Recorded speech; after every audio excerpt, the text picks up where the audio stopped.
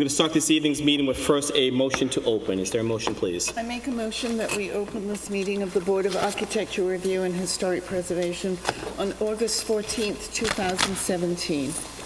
I second the motion. All in favor? Aye. Welcome to the August 14th, 2017 meeting of the Architectural Board of Review and Historic Preservation. My name is Curtis Highsmith, and I'm your chair. I'd like to introduce our panel for this evening. Unfortunately, we do not have Brian Brady this evening, but we do have Christina Redding, Susan Stevenson, along with Jeff Broadleib. We have our historic consultant, Zach Studenroth, our legal counsel, Will Robinson, and stand-in doing the designated hitting here today. We'd like to welcome Candace. We're going to start this evening's meeting with signs, and first application, please. First application for a sign is Lanzetta and Associate. Oh, no, wait. You have Yes. Jack. Jack, yes, we have a new. That's We have a an old different, one. Yeah. Jack Fillen Construction. Yes, thank you. Is the applicant present? Yeah. Please step forward.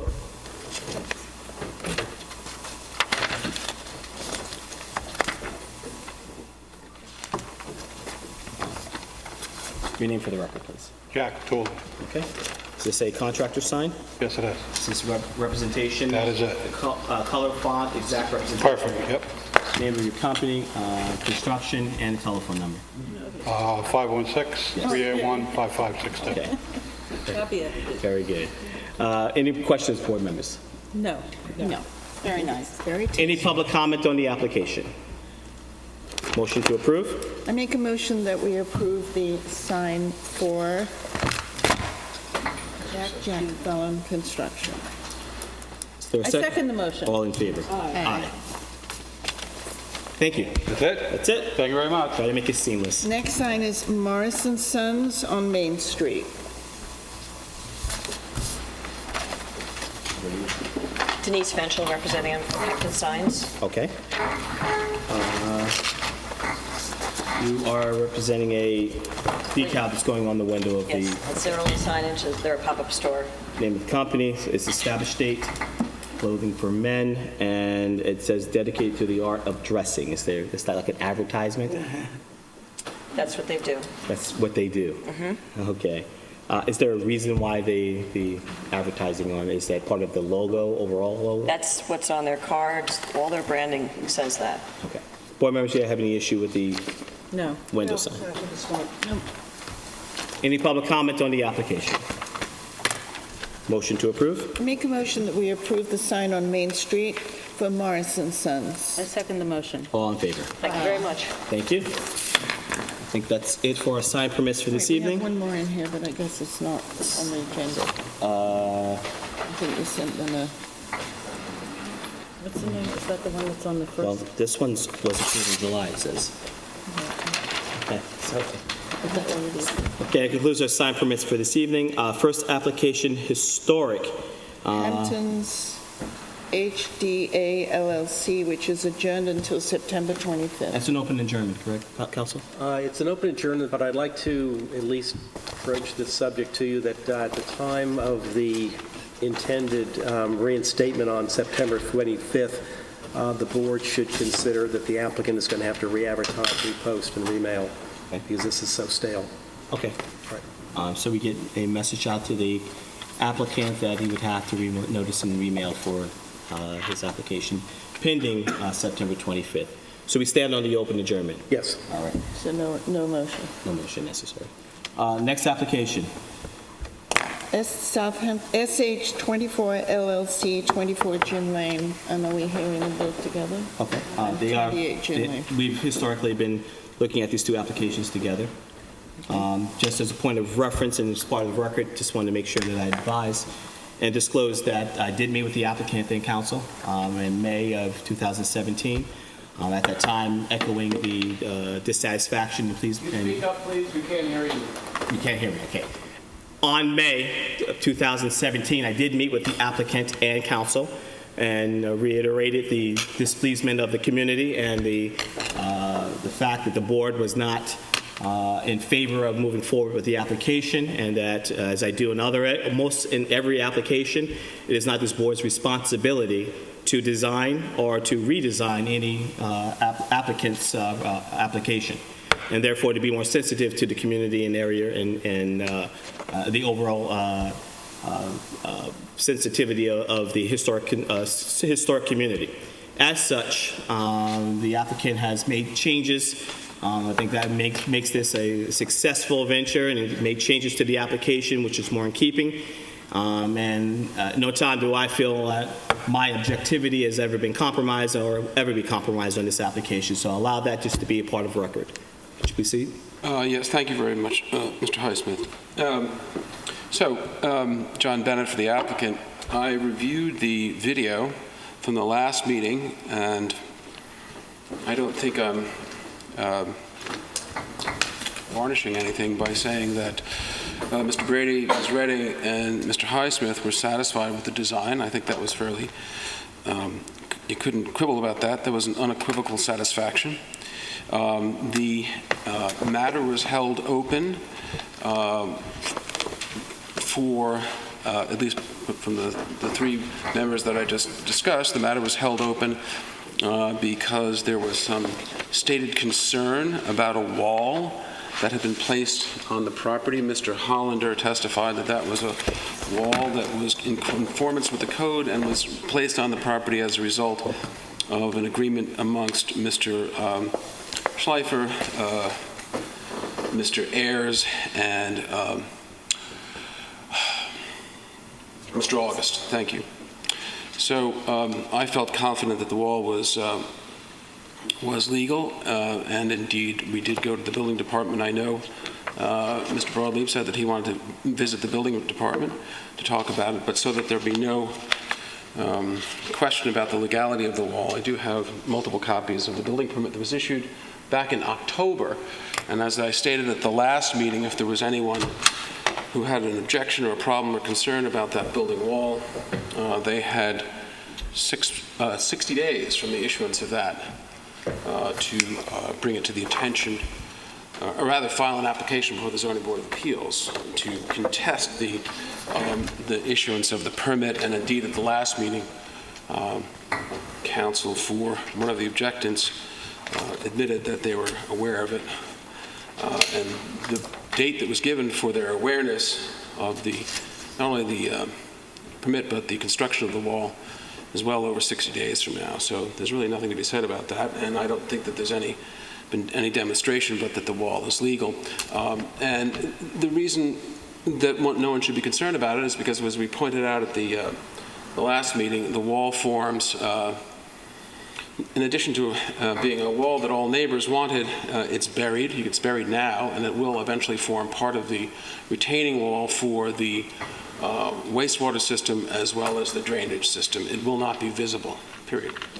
So that's probably something that's not even within your purview, but nevertheless it was done with appropriate permits. Then I did want to make sure, I didn't see today that it was been submitted into the record, but I did want to make sure that everyone had been able to hopefully everyone saw Mr. Studenroth's report. I didn't. Okay. We'll get to No, I know, but I want to put this, I can do that. You can enter into it. We already have copies, and it's entered by his, sorry. I'll enter into the record, but I do want to thank Mr. Studenroth for his obviously well thought out report. And I think it's important for the board to note that this has been a 8-9 month process, and the direction that we did get from the board, I think, as Mr. Studenroth, from the board and Mr. Studenroth, as is obvious from the report, we did follow the directions that we got. So I would ask, obviously you're going to ask anybody else if they have anything to say. We have nothing to say. We're going to stand on the plans as submitted. We think that they're more than appropriate. We think we have been overwhelmingly receptive to the neighbors' concerns. I must say that I cannot understand, to be direct, the lack of appreciation by some of the objectants for the moves that we've made. One of the primary objectants has a house, 2 houses. One of them is sitting in the dune, and that's okay because it pre-exists and it's non-conforming. Our house was originally 80 feet closer to that house. We've moved it back 80 feet. There was a request made that we move it back further, and I didn't, not by this board, but in discussion off the record and settlement discussions with the neighbor, and that was rejected. So we would like, after the matter is heard, after the public has an opportunity to be heard, we would respectfully request that the board close the meeting, close the hearing, and make a decision. Thank you. Yeah, last meeting, we did end on questions as it relates to question of either berm or retaining wall, and that we would go back to the building inspector to get clarification. Council, I don't know if you want to address it, or you want us, I did speak to the building inspector, and maybe you did as well. Did you want to? The only thing I can add is that I was briefed informally by the staff of the building department today. The building inspector was not available, that he has yet to issue a formal written statement on it. He's aware of the request, considers that the fence is 4 feet from the wall, and that's not an issue for the building inspector, but as yet, we have not received any official response in writing. Well, just in a matter of form, I just want to ask a question. They have a fence permit. What's with the wall? I mean, there are two things. It's a is that wall and a correct? fence. Yeah? That's what it says. Read the permit. I am reading it. Any other questions? 4-foot-high retaining wall, 6-foot-high fence type of construction. Okay. It's in the description of the permit. Has the matter been clarified in terms of whether it's a wall or a berm from the board? Okay. Permit for it. As part of additionally, we spend a lot of time discussing and making comment over the larger of the two structures on the site. Very little in terms of the, I want to say smaller, but small is ironic.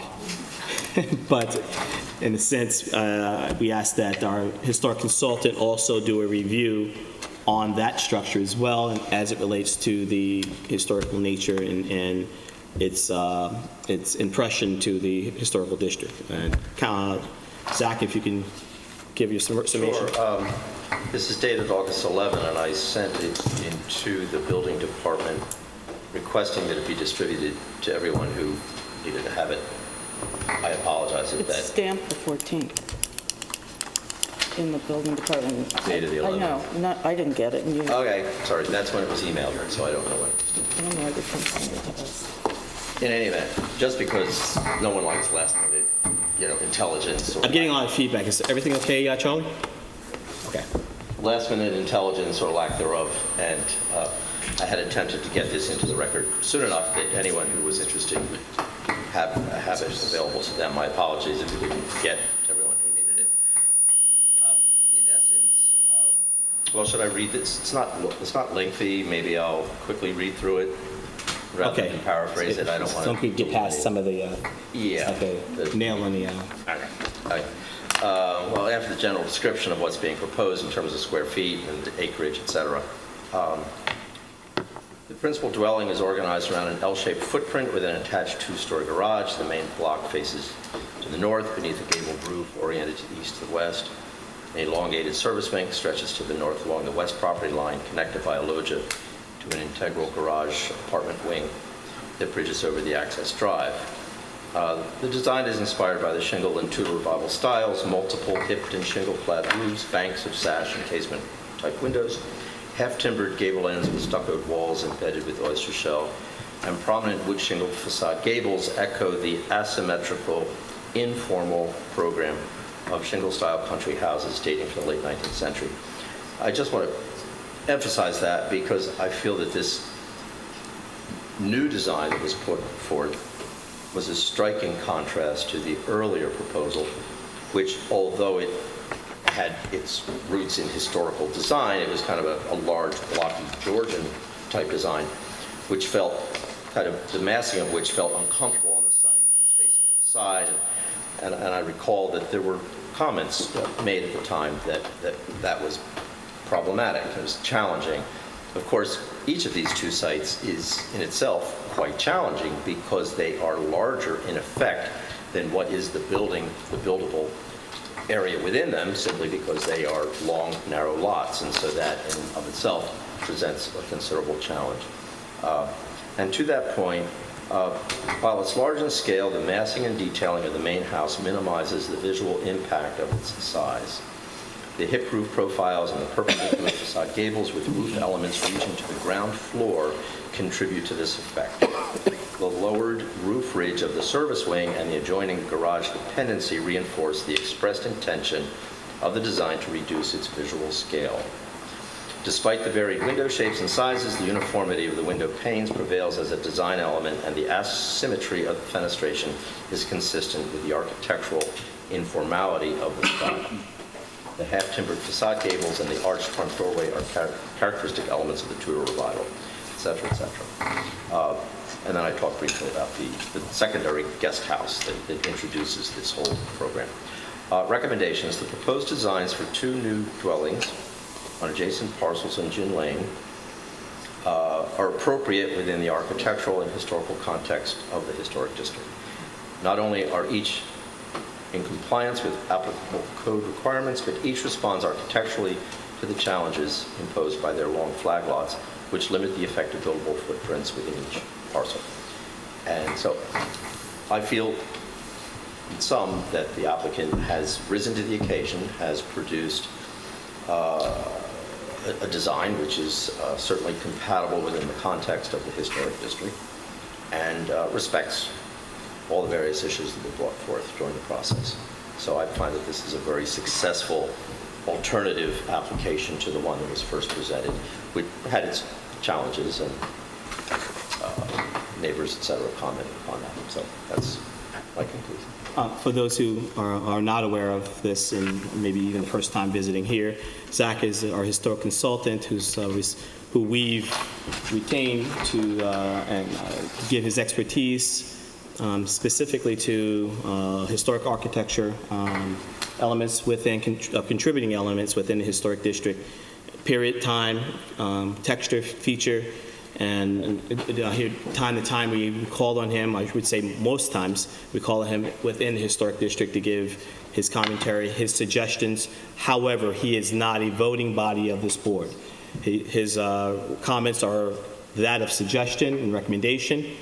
This board has final say over what we feel is adequate and appropriate to move on in terms of approval or even disapproval of an application and process. So thank you for your comments on that. Before we get any further, let's find out if there's any public comment to everything that's been said, and then we'll move further. So any public comment? Any public comment? Please step forward.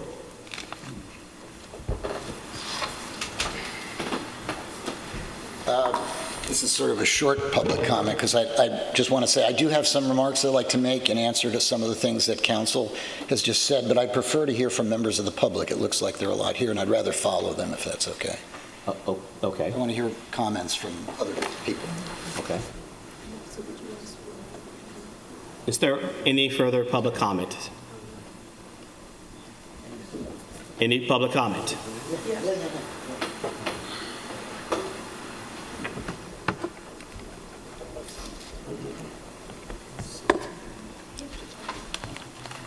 My name is Bill Hattrick, and I wanted to just say a few things.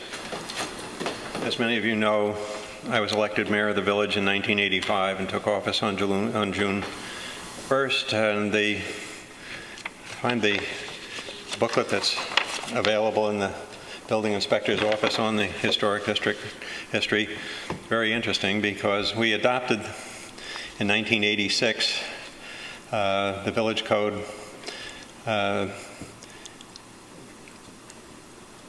program to protect the historic character of the village. And one of my fellow board members at the time who would succeed me as mayor in 1989 was Dick Spooner, who was a tremendous devotee of historic preservation.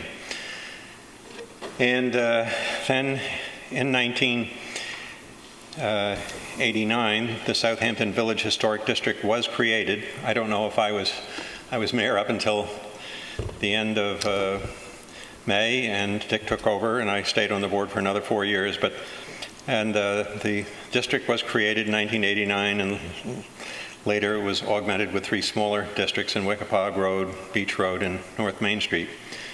And I wish there's only one other board member still alive today that was on the board in these years, and I have not seen her in a long time, but I wish, on behalf of Dick, I think, to just express my dismay at some of the things that I've seen happen. I think the first thing that really hit me badly was when Audrey Lake's house was destroyed on the eastern edge of the village. I thought it was one of the most historic houses I had ever seen. I'm not going to go through it all, but I must tell you, I just could not believe that that house was to disappear and get replaced with what it was replaced. Here, about 2 years ago, of course, the 40 Meadow Lane house came into being, and issues like the materials that were used in it didn't matter, didn't have to. Suddenly, all the things that I thought were in the ordinance and the goals of the village had set for historic preservation were ignored. And I got a particular kick out of reading this piece, which was prepared by Mr. Studenroth, that upper story decks that may impinge upon a neighbor's privacy are to be discouraged. And I think 40 Meadow Lane, sure enough, was able to get by that one. Now we're coming to the longest house in the history of the village. And I just want to tell you how disappointed I am that something that we thought was such a great idea for the village and its history so many years ago has, as far as I'm concerned, fallen on really bad times. And I think this application to have a house that's 240 feet long, if there are any other houses in the village that are 240 feet long in the historic district, I'd love to see them. Thank you very much. Yes, sir. Any other public comments?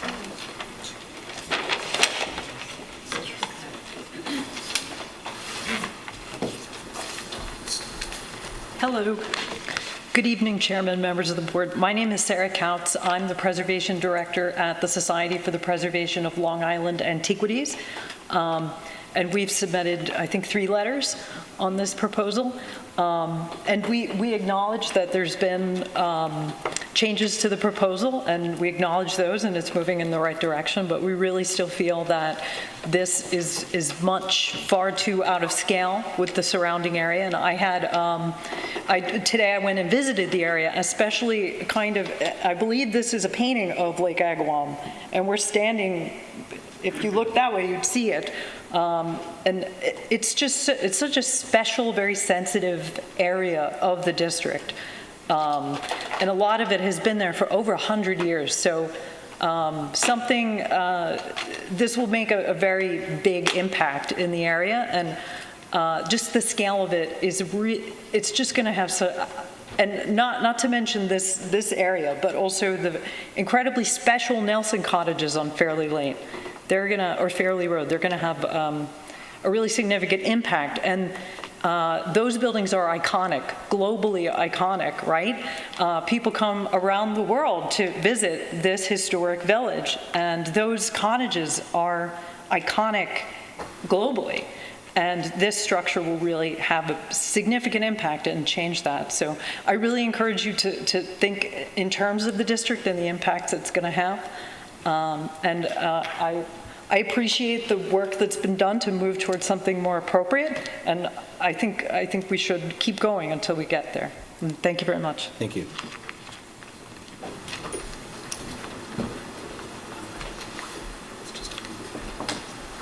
My name is Pam Michaelchek. I am the neighbor on Fairley. I live at 8 Fairley Road.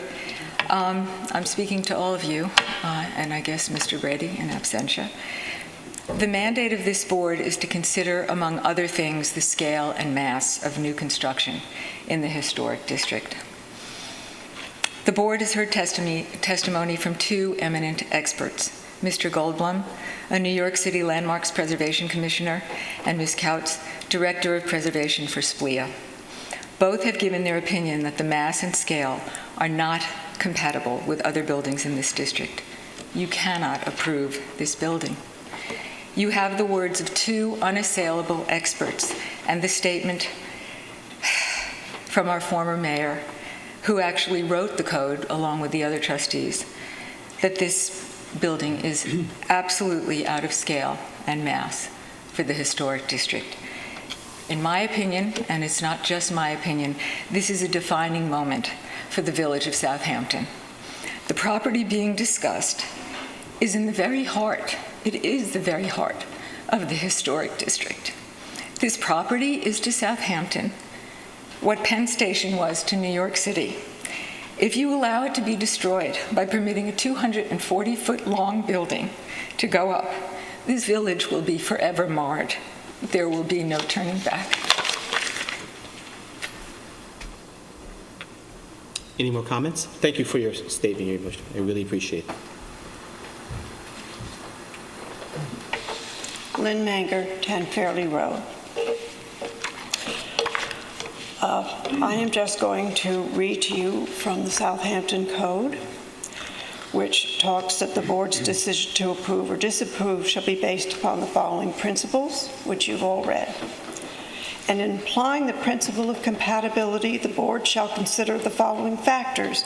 I'm not going to read them all, except for number 6. The number 6 factor is the Secretary of the Interior standards for rehabilitation and guidelines for the rehabilitating and building of historic buildings.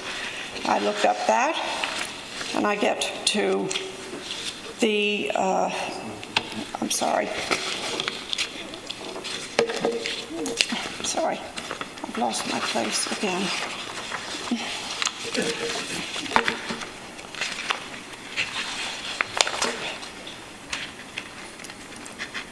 I do apologize.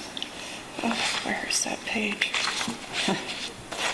Okay, so under the Secretary's standards, if you look at 36 CFR, Part 67.7B, number 9, new work shall be compatible with the massing, size, scale, and architectural features to protect the historical integrity of the property and its environment.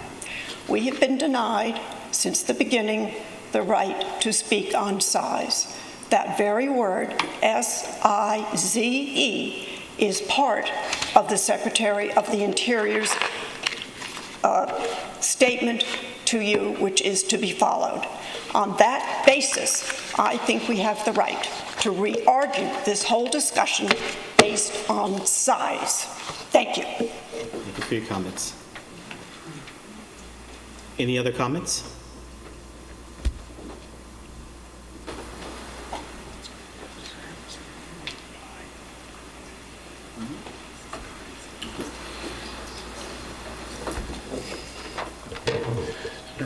Excuse me, Rick Stott, local architect.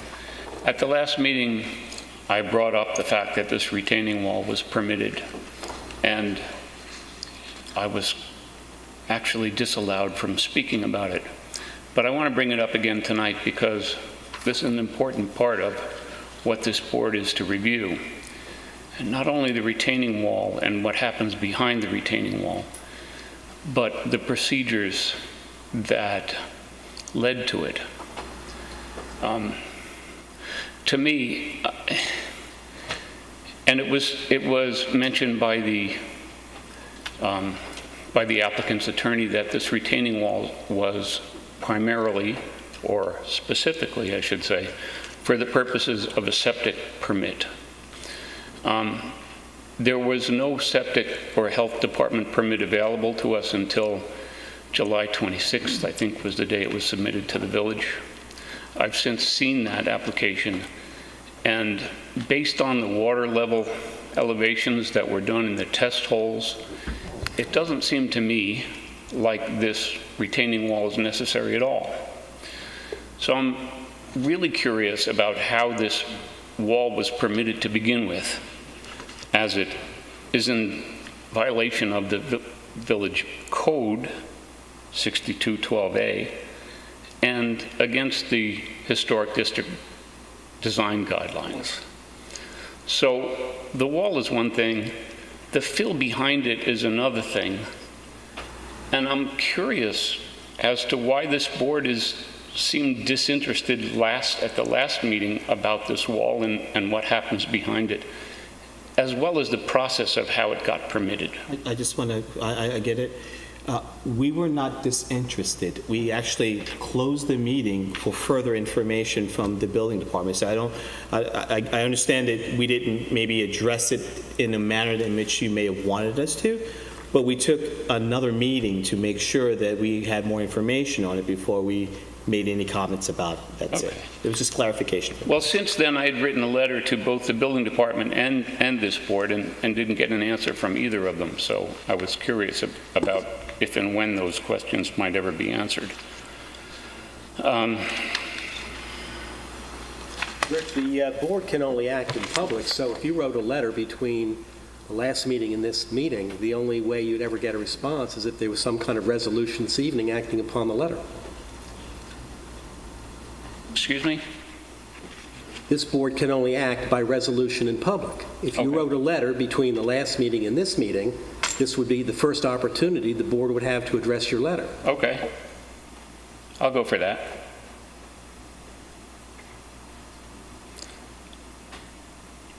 Shall I read the letter? Maybe you would like to answer those questions now? The board is not here to answer questions. The board is here to receive testimony as an administrative body. Have you approached the building inspector for a response to your questions? Yes, I have. In fact, I was told by the building inspector when I asked about the wall, how this wall got to be permitted to begin with. And he told me, actually not John Foster, but Tin Ho was the first one to explain to me that the wall is considered not an accessory structure, but a fence.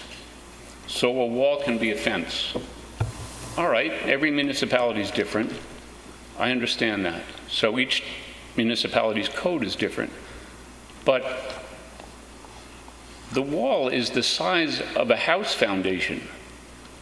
And this is the historic district, and this is in a floodplain. And 62-12A says, requires a floodplain development permit issued by the village building inspector. It shall be unlawful to undertake any development in an area of special flood hazard as shown on the flood insurance rate map enumerated in 62-6 without a valid floodplain development permit. Well, that is an issue for the building inspector. Okay. Not this board. But this board is supposed to review what that wall is for and... No, this board is supposed to receive information from the building inspector. If you have issues with the building inspector, you should address those with the building inspector. The board is waiting for his written response to this board and bring those to the attention of the building inspector. And then if there's an issue that is germane or within the jurisdiction of this board, then this board can address it. But you're up here making statements about the size of the wall, which are undocumented as far as a survey or an engineering document, and this board is not in a position to act upon that. Okay, well then, can I assume since the building inspector hasn't forwarded his reply that there can't be a decision made on this application? Can I address that? The board is still waiting for a reply from Mr. Foster. My point. So I'm here to help my clients understand what's being proposed, and I'm here also because I'm a local architect who works in this village. I've been working in this village for 30 years. I know the building department very well. I know each and every one of them. We have a very good relationship. And I want to be sure that when I present my next project, I have to go through the same procedures that everyone else does. And I'm not seeing that happen here.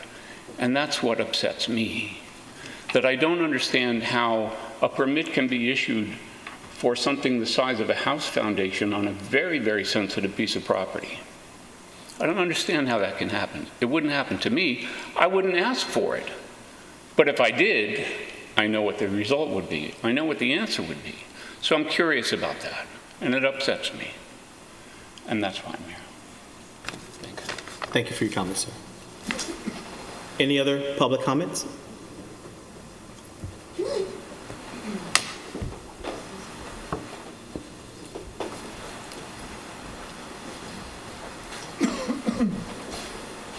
I'd like to follow, I'm Jeff Bragman, and I've represented the neighbors in opposition for some time. I'd like to follow up a little bit about this issue of the wall, because I think it's curious. And one curious thing is it doesn't appear to be necessary for the septic system, which we've heard. There's been a little dancing around the issue, but as I recall, even as late as the last meeting, that was the position of council and his landscape architect. I remember them saying, well, most of that wall is necessary for the septic system, large part of it, and they were saying it might move around, but it was needed. I asked my engineer, civil engineer, Stephen Schneider, and he looked over the plans and sent me a letter today saying that the placement of fill over the property was not necessary to install a septic system. And I think that's troubling, because I think it presents a credibility issue to the board. Rather than use a legal word, I'm going to say it means, are they telling you something we can believe? I have some doubt on that subject, whether that wall is needed for the septic system based on the test holes that were done and the elevations of the property and even the flood zones. My engineer says it's not necessary.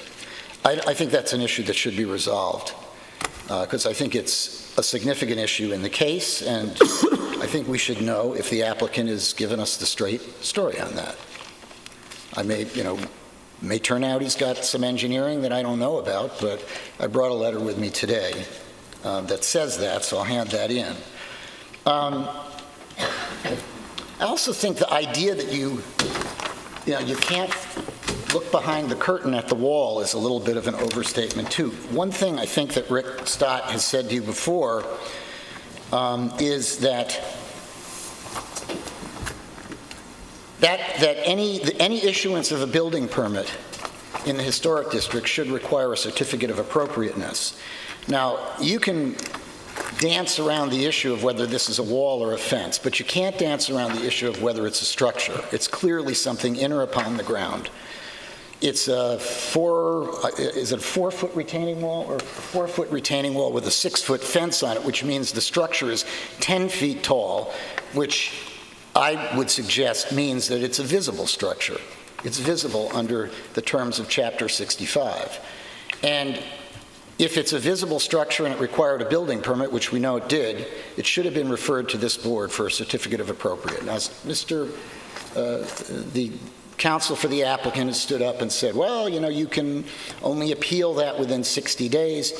And he's correct as far as he said, that there is a procedure where you can file an appeal of an interpretation of the building inspector. It goes to the Zoning Board of Appeals, and then you can fight out the interpretation there. But what he's not telling you is that it's a general principle of land use law that a building permit and certificates of occupancy are never binding on the municipality, never, if they're issued in mistake.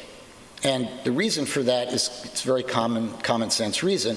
The courts they want municipalities to be able to enforce their zoning code. That's a public benefit. And they don't want municipalities which make mistakes, which happens, to be bound to have created violations of their own zoning code and to be forced to live with them. So the rule of law is clearly that a building permit issued by mistake or a CO issued by mistake, even if you've constructed structures based on that, even if you've relied on it, can always be revoked if it was issued in error.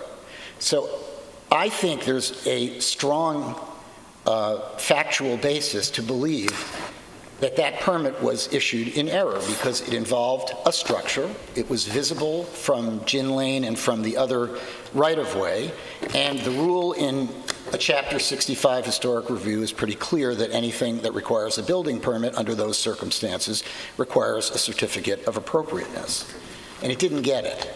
So that issue's not dead. I think it can still be addressed. It may have to be addressed directly with the building inspector, but, you know, what I've heard too often in front of this board is advice by attorneys and others that you have to put blinders on your head. And you can't, don't look this way, don't look that way, because you're not allowed. And I say that's wrong. I say that this board has been here for many years, and Mayor Hattrick stood up to tell you how deeply he feels about commencing this historic district. I don't know how many of you were around when it began, but SPLEA, whose representative spoke today, was deeply involved in creating the inventory for the historic district, deeply involved in the creation. And this is not a court of law. We don't follow strict rules of evidence. We don't rule that something's relevant or irrelevant. You know that the standard when you review a case is that you're entitled to get any information you deem is necessary and appropriate. I've watched counsel stand up in front of you and absolutely look you in the eye, stonewall you, and tell you, I'm not giving it to you. I've never seen that in front of any other board in any other jurisdiction that I've worked in over the past 30 years. Never. And the reason is boards don't have to accept that. Most boards that are on their game know that they can look at an applicant and say, if you won't give us information that we think is necessary for us to really evaluate this case, then we're going to deny you without prejudice. You can think it over and come back, you know, when you decide to cooperate with the board. That's what a strong board does. That's what the law empowers you to do. And so I don't believe in unanswered questions in historic preservation and architectural review proceedings, nor do I believe that the applicant or his attorney has a right to tell you, you know, that this is an up or down vote. You either go my way or we don't go. Every administrative board is allowed to impose reasonable conditions. And that, you know, I've heard the chairman say tonight that we don't design applications and we're not in the business of designing applications. That may be correct, you know, in the largest scale of understanding the word design, but it does not eliminate your ability to condition this application reasonably. You have the power, as every administrative board in the state of New York has the power, to impose reasonable conditions on an applicant, whether he gives you a plan you like or not. The only rule of law, the only test about its validity is whether it's reasonably related to the powers that you have. So I have to take some exception to the idea that because this applicant has come to you, and it hasn't been 9 months, by the way. He adjourned this case 3 months in the beginning. So we've been running this case since about April, after that adjournment till now. It's now end of August. It's not an unduly long period of time. But it's not game over because the applicant's telling you he won't do more. Now, we tried to negotiate with the applicant in the interim that we had.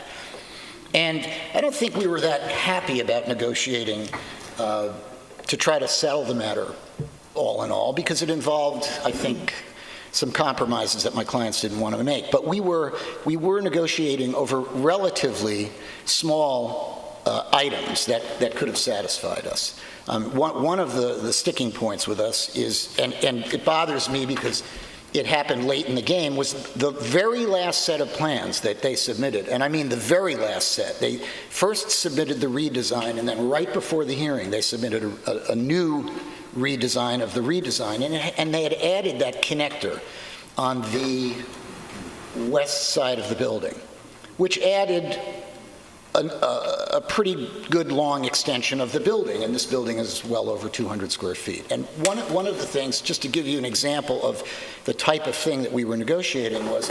I'm going to object. The settlement hearings were without prejudice, and Mr. Handler, who's a gentleman, his co-counsel, and I agreed that nothing was to be discussed. So he's breaching the agreement. And if he wants to enforce it and wants to talk about, and if he wants to talk about good faith... Counsel? I'm not talking about enforcing The board wasn't it. represented at whatever meeting took place. I'm not representing anything the applicant said. He started to talk about things that we wouldn't do. All right, John, he's up here talking. He should Okay, talk. just talk about lack of good faith.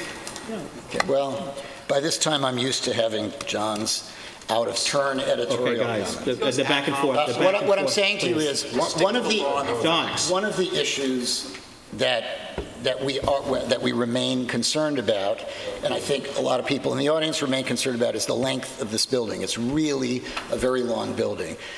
We wanted it moved slightly to the north. And I could say that in the present tense. We want it moved slightly to the north. If the building were 20 feet, 25 feet, 30 feet further to the north, it would make a big difference to our clients. And what I want to point out to you is that a change they made in the plan at the very last minute, very shortly before the last hearing, extended the length of the building. It could easily be taken out of that extending corridor that they built. And we had some other, and you heard from Michael Goldblum And some of the... moving that 20 feet is to stay within the conforming setbacks? Yes, it wouldn't affect the setbacks. You could easily do it. You'd compress the building slightly. You're saying reduce, no, so you're speaking Yes. of reducing the building, not necessarily relocating. Yeah, you could compress the building slightly northward, and it would give a more gracious setback. By 20 feet. Yeah, by 20 feet, I think is, I mean, I'm not, look, I think we think the building is far too long, but I'm just saying, there are changes that could be made to this building, and that I think the board should consider making, and that you should not allow yourself to be put in a position where it's game over. You either go my way or This it's board no doesn't way. do that. I'm going to have to defend that. We have, on a number of occasions, we're not a board, and we say it before and we'll say it again, we're not a board of expediting, we're a board of review. We review the information detail. We may not always agree with the information being sufficient. Some of us may feel that it's more than enough. Some may need more information. As a board overall, we don't expedite an application just because of time. So I think we're talking past each other a little bit. I'm not talking about you expediting it because of time pressures. I'm just saying that when the record is closed, and I don't think it should be closed tonight because I never saw Zach Studenroth's report. Now I know because it was date stamped today. And I'd like Michael Goldblum to have a chance to look at it and comment on it, and I'd like to look at it and comment on it. So I need more time to see it. I'm just saying that when the record is eventually closed, it doesn't mean you can't do anything more and the application is written in stone. You're permitted to make reasonable adjustments to it, provided the conditions that you impose are reasonably related to the standards that you're applying on the case. And there are a number of relatively modest changes that Michael Goldblum talked about that would make this building a better design. And I wanted to stand up at the last meeting and say, keep going. It's not, it doesn't, this applicant took an adjournment from January to April. We've now devoted April, May, June, July, August. It's 5 months we've devoted to this case. It's one of the largest houses to be constructed in recent memory in the village of Southampton. And this, you know, I don't want to get emotional as my clients do. Somehow that's not permitted to me as a lawyer. But I will tell you that when they talk about these buildings being iconic, it's something for you to really consider. This is really the identity of the village of Southampton. And for the applicant's attorney to stand up and say, well, you know, one of his client's houses is in the dunes, like this is a great offense. Well, yeah, it's in the dunes. It was built there in 1875. I may be a little off on the date. These buildings are, I've said it before, the jewels in the crown of the village of Southampton. There's nothing more important than this street. And you know, when a former mayor and current trustee come in front of you pained at what he's seeing, it's worth considering. So tonight, I'm just going to ask you for more time. I'd like to be able to review Mr. Studenroth's paper. I'm asking the building inspector, and I've put in a Freedom of Information Act request because I want to see if there's any precedent where he has approved in the past a, whatever you want to call it, a retaining wall, a berm with a fence on it such that it's a structure that's 10 feet high. So far, I got 50 pages of documents, and I don't see any precedent that would authorize it. I don't know why the application for the building permit, again, didn't check the box that said it was in the historic district. And given its height and that it's a structure, an accessory structure, it's clearly visible under the Chapter 65 standard. So I want to keep investigating why it was so easy to get a building permit with no certificate of appropriateness. And I think that we should have real answers on whether or not this applicant has to put fill on this property to get a septic system in. So far, my engineer says no. I don't think that we've gotten the detail that I've seen this board ask for in a landscaping plan. We got a cartoon of a landscaping plan in the last submission.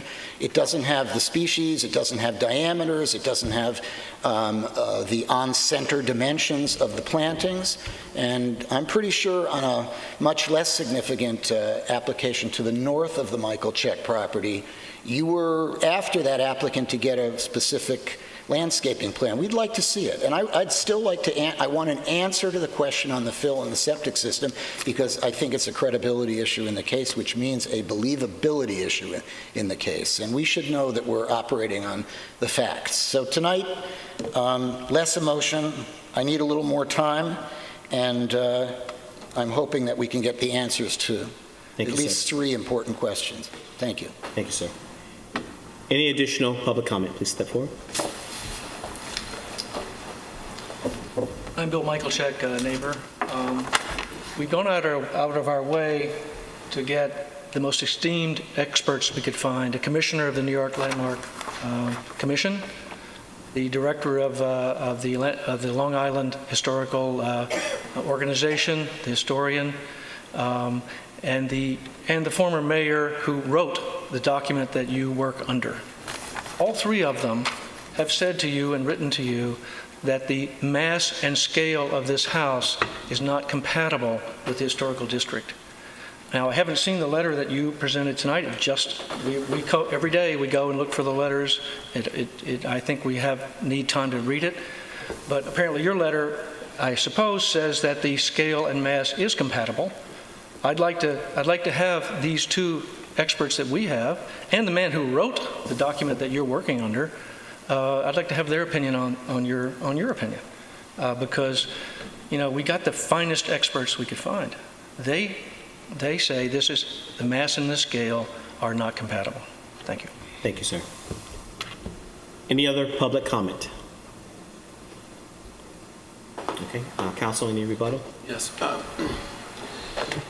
This wall issue is an absolute diversion, as is the fill. This board has no jurisdiction over the construction of septic systems. It has no jurisdiction over the importation of fill to the property.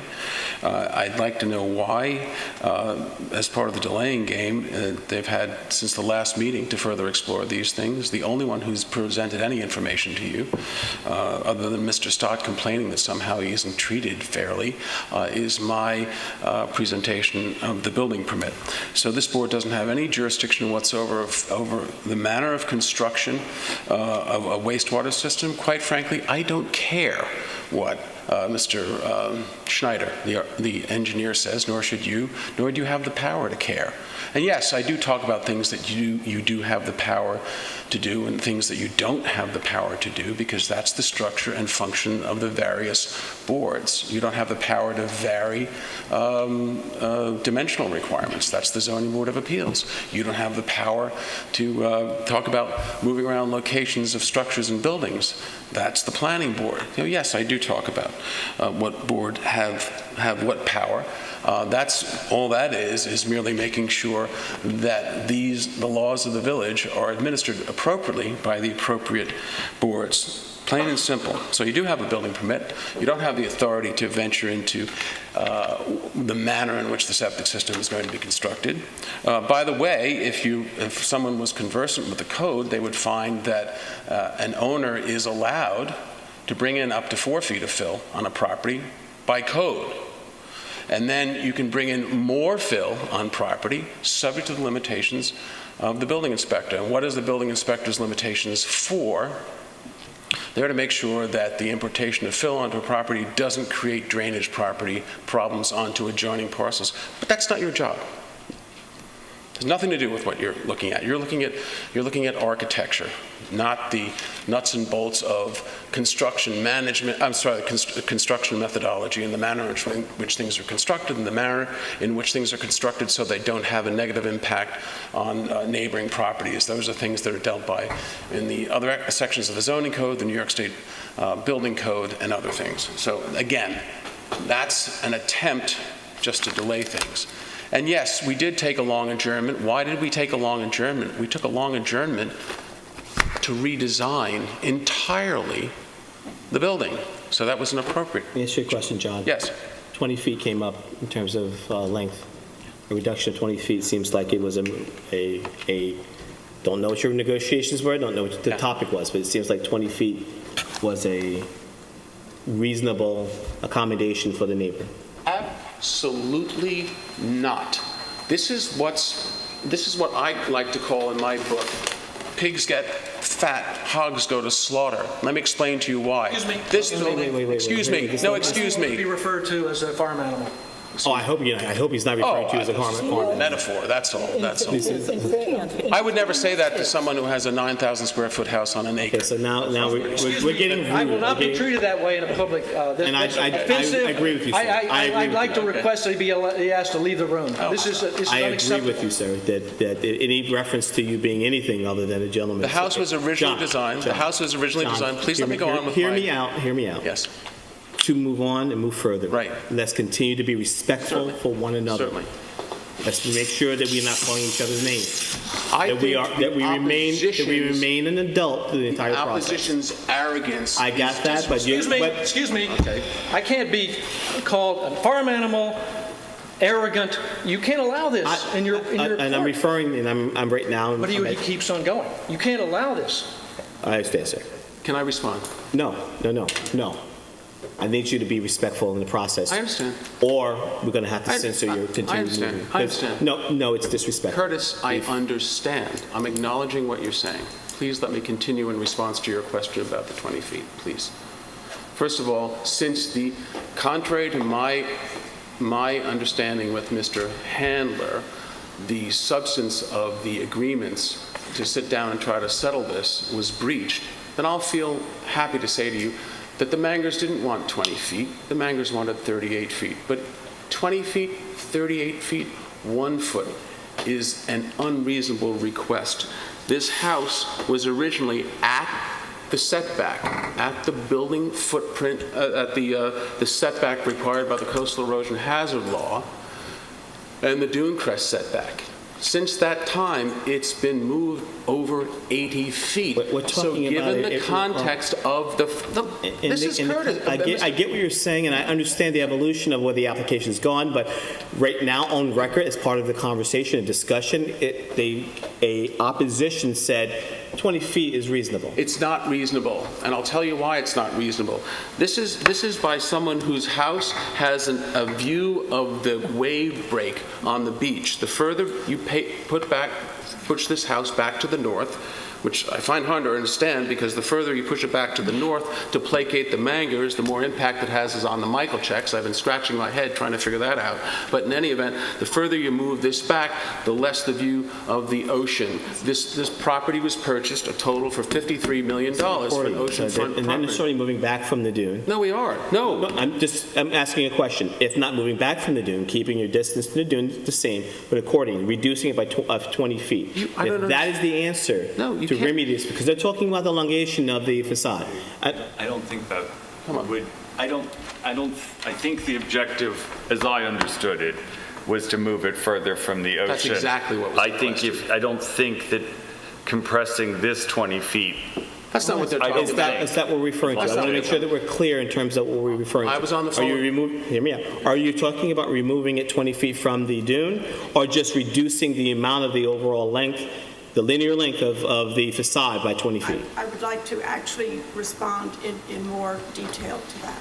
Okay. I want to clarify this because I want to respond. Mr. Handler, I want to come, just like you do, and this board does, let's get to clarification, and I think at some point this is something you want to take to your client. I don't. I took it to my client, and understandably, he responded in negatively because it is absolutely unfair to ask him anymore for an oceanfront homeowner to move back anymore. That's So let's part of get the value of the oceanfront. And let's get there's clarification. No, please let me finish, Curtis, please. The question was put to me by Mr. Handler last week. Can you move this house, the front of the house, the oceanfront part of the house, 28 to 32 feet to the north? They're not talking about... Let the neighbor answer the question, No, please. it's a dodge. If it's changed, let's ask the neighbor to respond to it, please.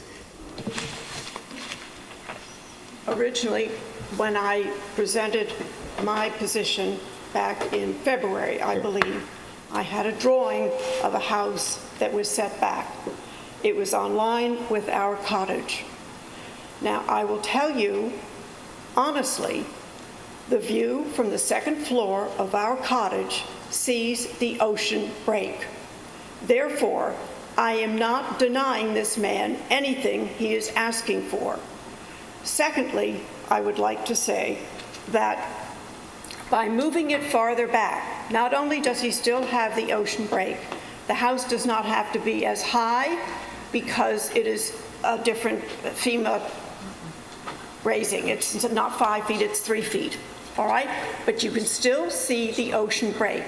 I also told them that the dune, which is now Rugosa Rose, which comes up to here on me, can be cut down, and you will get 4 more feet if you simply cut the Rugosa Rose.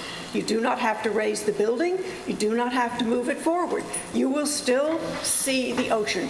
We have asked the owner to come and look at the view from our house, from our cottage, from the Michaelczyk's house, and this was turned down. Okay, so if the applicant's not willing to we have tried The applicant's not willing to do move it everything back. that we could Okay. to explain to them that we are not denying the applicant his view.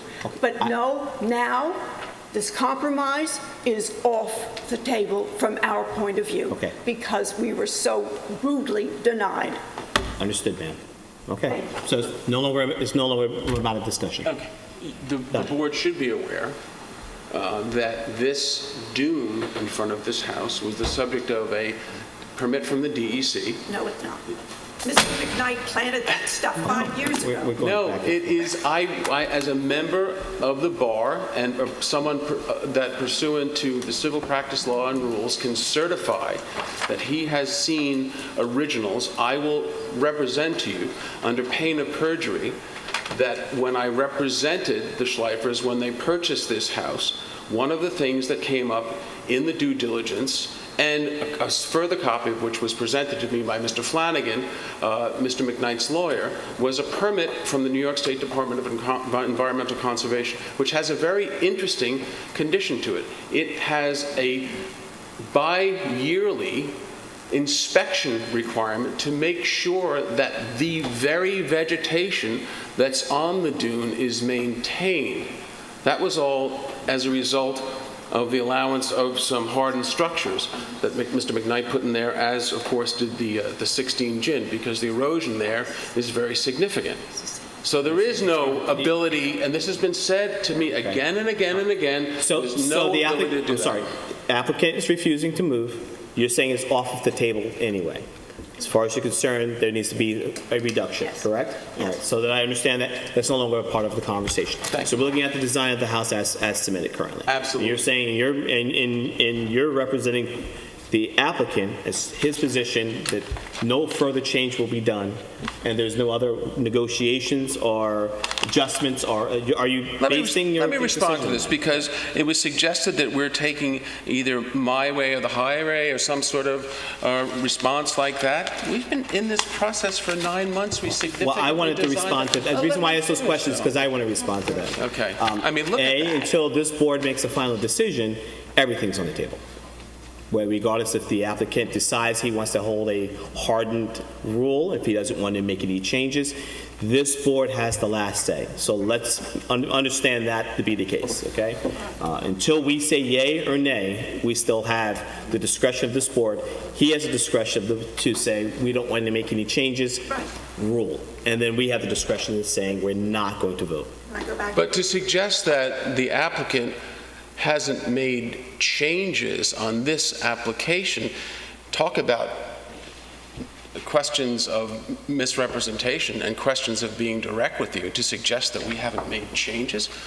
We have, this is a different house, as everyone's recognized, than came into you back in September.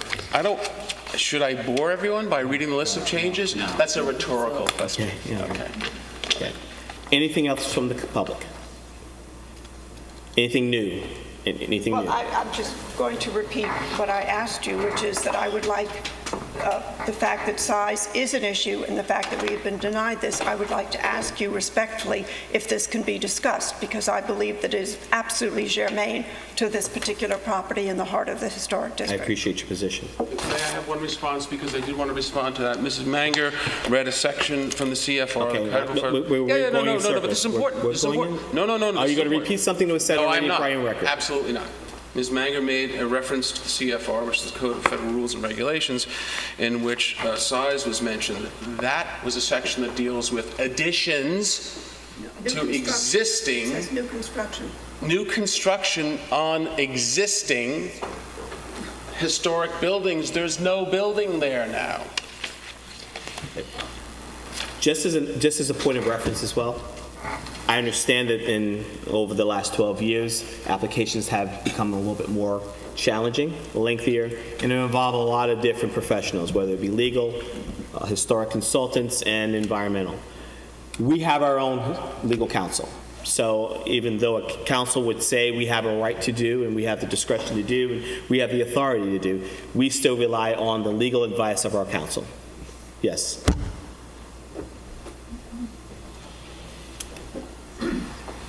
Jeff Bragman again for the neighbors in opposition. The architectural design guidelines that were adopted a number of years ago, I think in the early 2000s, do explicitly mandate that this board do a visual evaluation of comparative scale, which is explicitly defined to be size. Now, I don't want to refight this battle because we've been through it, but I'll certainly put something in writing. We've made a record on this. And at the point when we're submitting something in writing, we will marshal that evidence and give it to you again. But I just wanted to say that what Mrs. Manger is talking about is legally correct, that size is defined as scale in your architectural design guidelines. Appreciate your comments. All right, board members, I will ask your personal comments, but in light of both Zach's report that was received and not able to be reviewed and responded to, in light of a report that we have not received from the building inspector as well, that we asked for and we have not received, that we wait for that information. We could give that amount of time. This is a lengthy, long application, but it's an important one. And in light of all of that, and in light of the questions that are still outstanding, they should be addressed, and we should allow the application to adjourn until those matters are taken care of, revised, and updated, as well as the opportunity for everyone to review Zach's report. I'd like to be able to make some comments. Please note, if I may, that any prolongation of this and refusal to close this meeting is over. My objection is certainly not with my consent. Understood, sir. So, if I may, in listening to the various members of the community, including Bill Hattrick, that the spirit and purpose of this board is clearly laid out in the preamble to the codes. It's further elucidated in the specifics of the letter of the code, and it's quite clear to anyone who reads English and follows it that this board does have the right to either approve or not those applications that it feels are not incompatible, including based on size and mass. So I very much appreciate the concerns directed towards that, and I think Mrs. Michaelchek is correct in saying that this is a defining moment. I think we as a board have a responsibility to live up to that. At the same time, I appreciate Zach's comments and review. I did take note of a statement, which is in line with John Bennett's, that there have been many changes over time. But to my fellow board members, this is not about starting at X and coming down a little bit. Yes, there are compromises, but it's not simply about getting to something better. It's about getting to something that is the best possible design for this village that we represent, that's depicted by that mural behind us.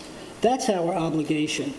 So my concern is one of scale and compatibility. And the codes do provide us to make or recommend changes. It's stated in 116, and I could bring that up the next time, but it's there. So at the last meeting, there were changes that were suggested that would reduce the scale, in the sense the scale being represented by the length of the facade. Whether it's 210 feet, 240 feet, whatever. It's over 200 feet, 2/3 of a football field, 2/3 of a city block. The short way, it's a big space. 264 feet, John, if you're questioning, is a short city block. But the, no, in Manhattan. So the point is that at the last meeting, Michael Goldblum did present for your consideration. Again, you can do with it what you want. The board does have the ability to recommend and make changes. Again, that's in the code. But it chooses not to, because we hope that the applicants will listen to the community and compromise their own personal needs for their community responsibilities. That's what communities do. Zoning codes did not even exist when, maybe until the 60s, for all I know. 1930. Okay, thank you. But for many years, they did not exist. In the last meeting, there was a suggestion to, rather than railroad the servants' quarters on the north end and the maintenance room, to cluster them. If one were to do that, you would save, the rooms are roughly about 12 by 12 or 15 by 12. You'd pick up about 30 feet just by doing that clustering. If you then took away the connector and made that open space rather than a breezeway, or I'm not sure if it's a breezeway, and you would pick up another 35 to 40 feet. You can't do that under the zoning code. Well, whatever you It has to be can, John, first of all, I'm talking, so you can get back. John, please. We done? John? Sure. Thank you. My suggestion for your consideration is the clustering of the rooms, as Michael Goldblum had put out, an elimination of the connector. And if you did that, you would have a house that is less than 200 feet and probably more in line with the 150 feet of the heirs property on the front. You'd have a much more compatible visage than you do now. And I suspect that you would probably get more community support, which I would hope at the end of the day Scott Schleifer is concerned about, because these are going to be his neighbors. And there are a lot of people here in opposition. I wish you would take that to heart. We have not, and therefore I would not recommend nor vote for closing this meeting at this point, because we have not seen a fully developed landscape plan. I'm not sure if we've actually seen a final building plan in terms of where the windows are and issues of privacy. The issue of the septic system, yes, it's not ours to do. There is some question, according to the building department, which when I went to is they're not quite sure how it happened, that a septic system was put in before, or things having to do with the house that wasn't approved. But again, to me, that's a minor point, and that's not my issue of concern. My issue of concern is what this board is charged with, which is approving or not based on compatibility, including scale and mass. And the current property and the current plans do not satisfy that in my mind. Susan, comments? Well, I need to read Zach's report again. There was also the SPLEA letter. I wasn't that interested in the wall and the fence, but if the fence is on top of the wall and it's 10 feet tall, I'm quite interested in it because that's really tall. The village doesn't allow such a tall fence. I mean, what is that? So anyway, I would like to have that resolved and if they're filling in 3 feet, that then boosts up, this is the landscape of the historic district. It's not the fault of the historic district that it looks the way it does, but there's a character to it that may not be as level and as meticulous as clients might want with a new house, but I actually believe it would help if you did not interfere with the actual grading as much as possible. I've never had a clear answer from this. I'm just waiting to let it play out because I feel that everyone has a different opinion. But to come in and just railroad in something, I don't know what's going on, but I think it's important to know it. I tend to agree with my colleague Jeff that the length of the house is a serious consideration. That is a real long sweep. And Fairleigh is not big houses because in the 1880s, people didn't want McMansions, and to fault them for that is really ludicrous to me and unfortunate. We should honor the ones that are there. I also have considerations. I never could understand, like the facade of the building, the east-facing facade, the front. There's a sort of drawing, but there's not a real elevation. Is there a rendering of that? It's only in the landscaping plans? Well, it's in the elevations, the east elevations. They're in the file. They've been filed for a long time. I've been in the file, Mr. Bennett. I'll go back and look. East elevations, eastern elevations. Yeah, no, they're all there. They're all there, every one of them. Are they just tiny, is that it? No, they're elevations. For a 200-foot house. Okay, I'll go back and look. Yeah, they're there. Yeah, okay, but I would need a little more time, please. Christina? I agree with many of the things that Susan has said. As I said in the last meeting, the architectural changes that you made in that plan look good. I don't have a clear idea of the impact of this building on the surrounding area, and I don't feel that we were given a rendering that really showed us how that's going to look. And I am concerned about the wall or whatever we call it, but I'm going to go back and look at things again. Don't have the votes to close out the application this evening. There were still some, as I stated before, outstanding conditions, outstanding items that were not addressed, and then the letter in response from Zach's letter. And I think it would only be fair that those things be reviewed by the public, by their counsel and representation, and come back and have the opportunity to vet that out as well. I don't think that's an unrealistic, and I don't think that's an unfair request. Again, we're not a board of expedition.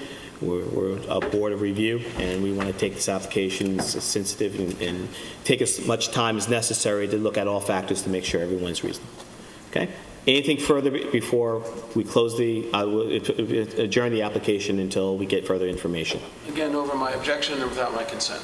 Understood. We also ask that you address this with the applicant, address some of the concerns with the applicant, just to see.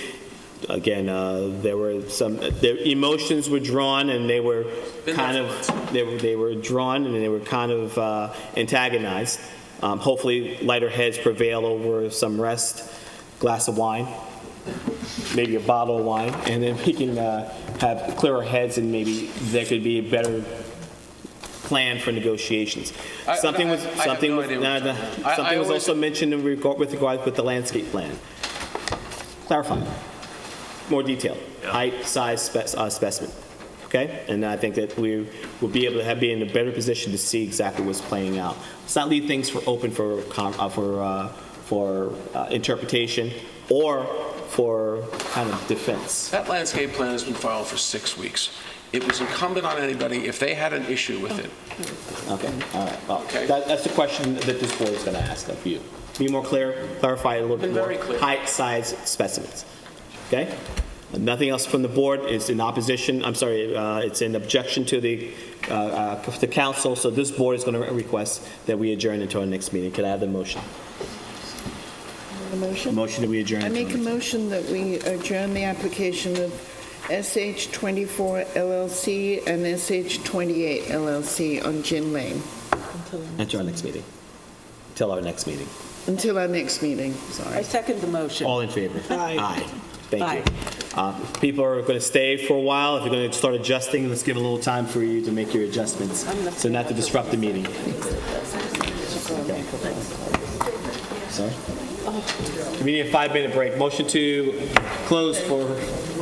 Make a motion that we close for a 5-minute I break. second the motion. Adjourn for all. Adjourn for 5 minutes? All in favor? Adjourn. Aye. Aye. All right, let's shut down things. Okay, so now you make a motion? Motion to reopen. Motion to reopen, please. I make a motion that we reopen this meeting of the Board of Architecture Review and Historic Preservation on August 14th. I second the motion. All in favor? Aye. Okay. Okay. Next application, please. Our next application is Rain and Mulberry at 80 Post Crossing. Are they here? We can get those doors closed. The applicant present. They weren't here last week. There you go. I thought we sent them a letter. I thought we We did send them a letter. Okay, well, maybe they rented their house. Should we Okay, send them a letter? Council, for the purpose, You know what Candace is? Okay, please. I believe the letter was sent out to the applicant, getting clarification for this applicant, who had several adjournments She won't know. on 80 Post Cross. She wasn't the... Do you have the minutes? You don't have the minutes. I believe that we did request for further information. As such, we have not received any update. Let me look at my notes a moment first. Well, we basically said no, didn't we? Right. This was my mistake. They, I think, I thought they requested an adjournment to the 28th. yes, because part of the application was around the back of the Yeah. house to make architectural changes, so it wasn't all about the front. And my But they didn't have comments, they didn't have a plan. My notes show that it was adjourned to the 28th, and I don't know at whose request. 28th of... Letter requesting adjournment to August 28th on the meeting of July 24th, approved 5-0. Okay, so in other words, it's just Should we adjourn? improperly marked. Right, okay. Maybe we don't have to call. Since there's already a open adjournment on this, it doesn't Okay. have to be re-adjourned. So the next application, please. Our next application is Ionis Zumas on Captain's Neck Lane, which was closed for a written decision. Counsel? In the file is a decision approving the application as amended. Affirmative vote on the application. On the motion will be to approve the application, the amended application. All right, motion to approve written decision by council for 10 Captain's Neck. I make a motion that we approve the written decision by our council for Ionis Zumas at 10 Captain's Neck Lane. I second the motion. All in favor? Aye. Our next application is 328 Gin Lane 2 LLC. Council? Likewise, a decision has been prepared based upon the consensus of the board approving the application as amended. An affirmative vote on the motion will be to approve the amended application. All right, therefore, motion to approve written decision by council for I make a motion that we approve the I'm sorry, written 328 decision. Gin Lane. Go ahead. That we approve the written decision by council for 328 Gin Lane 2 LLC. I second the motion. All in favor? Aye. Next application, which is 472 First Neck Lane LLC. Applicant requests an adjournment until September 11th. Motion to approve applicant's request to adjourn until September. John, this is getting lengthy in terms of Put it off for another month. adjournments. Put it off until October then. Well, it may be necessary to re-advertise, repost. That's fine with me. I don't care. You want to put it off till October, that's fine.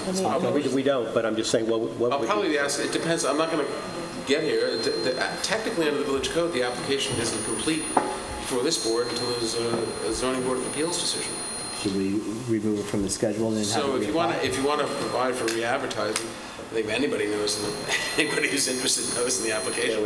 But if it's too far, I'd be more than happy to re-advertise. It's fine. Well, adjourn it then to September 11, subject to re-advertising. Subject, I can't You said re-advertise October. my September. October? Yeah, that's fine, yeah. I mean, if you want me to re-advertise, I'll re-advertise. Re-advertise, re-publish.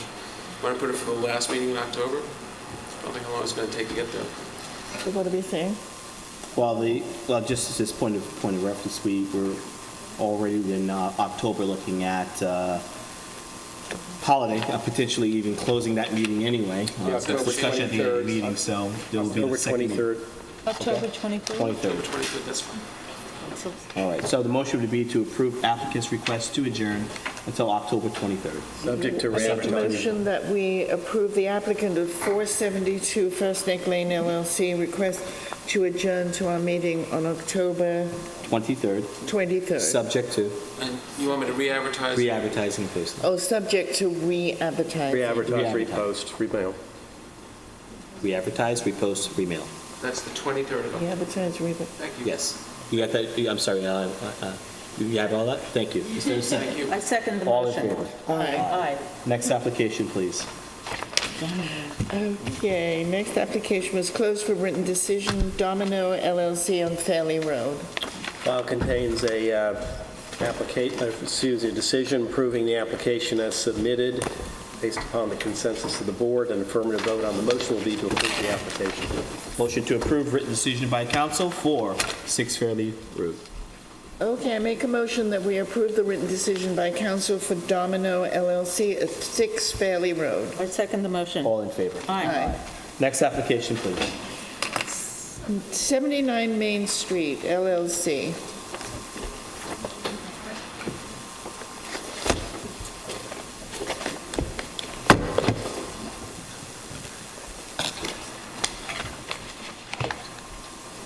Good evening.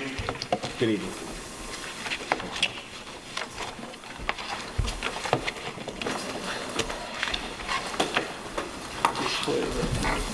Yeah. Here, yeah. This way. Oh, okay. No, the camera's, use multiple copies, yes, I'm sorry. I thought it was the one copy. You put down the camera? Oh, sure. I got 3.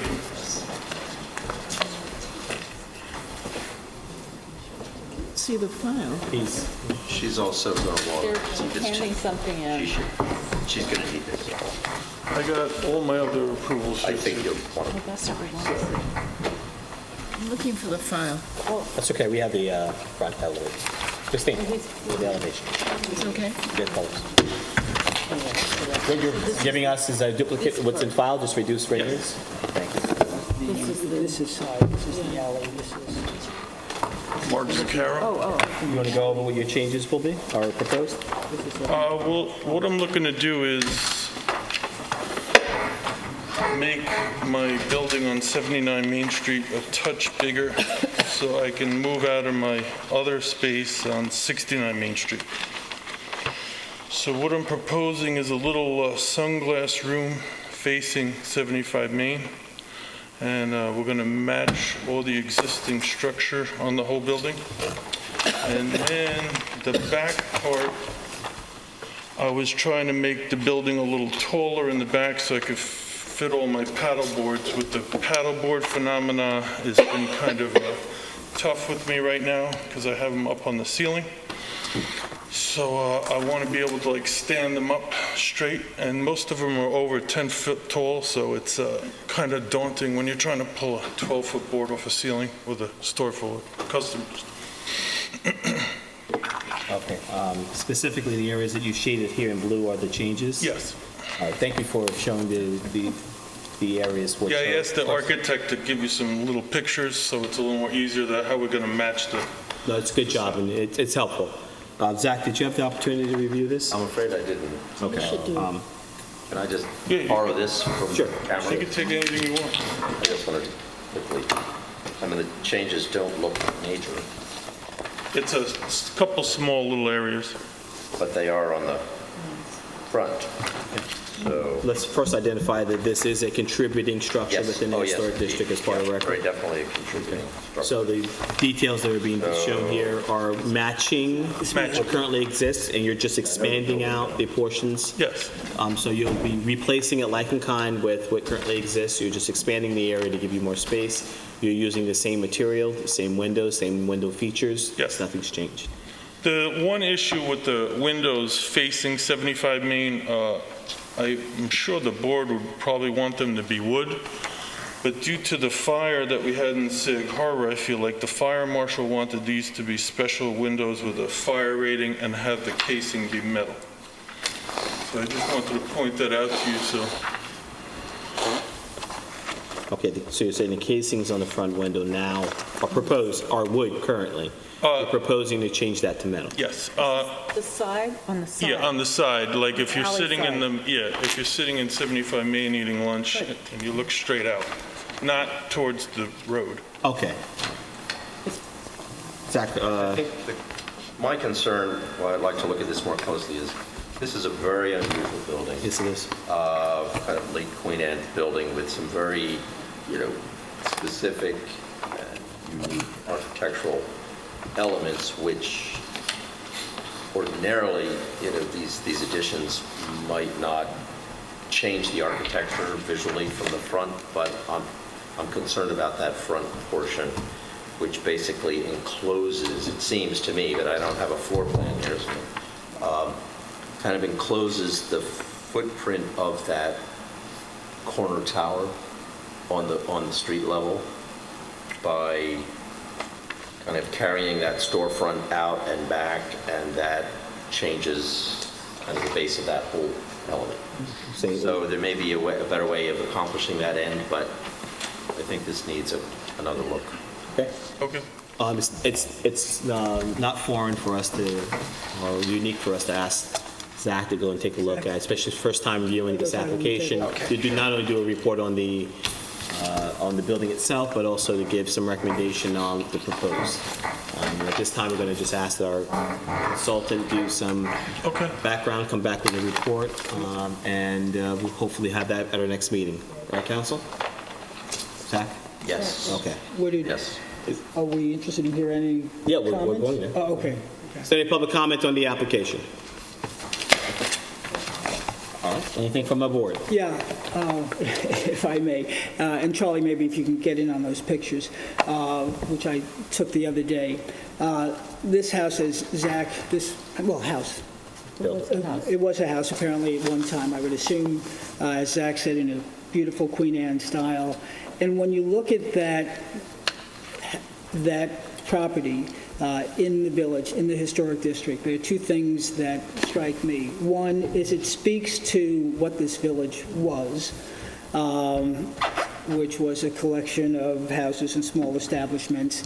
And the other thing is that nook where the alleyway, if you will, goes from 6 feet to 3 feet, it creates an interesting break in what otherwise is becoming a monolith of windows. Personally, I appreciate your commercial constraints, but I think architecturally, that property as is should stay that way. It's a nice piece of property. I think it actually makes your store look a little bit more intriguing. So from a visual standpoint and from a preservationist standpoint, I would not like to see any changes in that. Okay. Susan, any comments? I also had some misgivings about making it so uniform. It's the quirkiness and the setback, and it's really an amazing building. And I would, at least the Main Street facing portion, I think, should be preserved. I don't think the back part really bothers me. I've never even been back there, to tell you. Right. It's hard. How do you get there? Oh, you go down the alleyway and turn right, but there's some garbage cans and things, right? Okay. I'll go. But I don't, the front facade, I think, is important, and it's one of the really special ones that's still left. I agree with. I was just going to try and match the I existing, know, that's just what's gained a wrong little with it bit. to me, Yep. is the matching. Christine, comments? I'm going to wait for Jack's report. That's some history on the building. I'm really interested in seeing if there has been any had shifts, changes over the years. I'm sure historically you'll be able to identify with that, and then maybe in that quirkiness you'll discover that that came over evolution of the building expanding and so forth, in which case may, in a way, change. It was in really bad shape when I purchased it from the hospital. Yeah, well, most buildings that are over 100 years old are in bad shape. Look across the This is street. part and part of owning a historic home. That's why it makes it very difficult for preservation, but I'll wait for Zach's report and review to determine a little bit of history on the building itself and see where we go from there. Okay. Nothing further from the public? Nothing further from the board? Nope. All right, you're going to request an adjournment so we can do our review, of course? I appreciate your time, Board. Okay. Motion, what's that? No, I said thanks. Motion to approve applicant's request to adjourn I until make next a meeting. motion that we approve the applicant at 79 Main Street LLC request to adjourn to our next meeting. I second the motion. All in favor? Aye. That concludes our historic applications for this evening. And now, first application, non-historic. Andrew and Whitney Mogavero. Yeah, driveway. I'm Jonathan Davis, Davis Landscape Design, representing clients.